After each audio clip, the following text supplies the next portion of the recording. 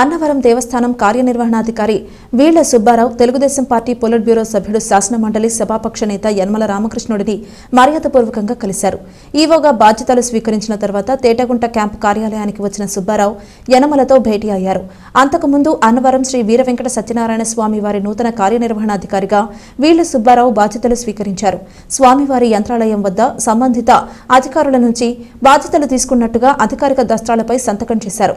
ఈవోగా బాధ్యతలు చేపట్టడానికి ముందు కొత్త ఈవో స్వామివారిని దర్శించుకున్నారు. అనంతరం ఈవో సుబ్బారావు తన కార్యాలయంలో పాలనా అంశాలకు సంబంధించిన ఫైళ్లపై సంతకాలు పెట్టి పాలనకు శ్రీకారం చుట్టారు.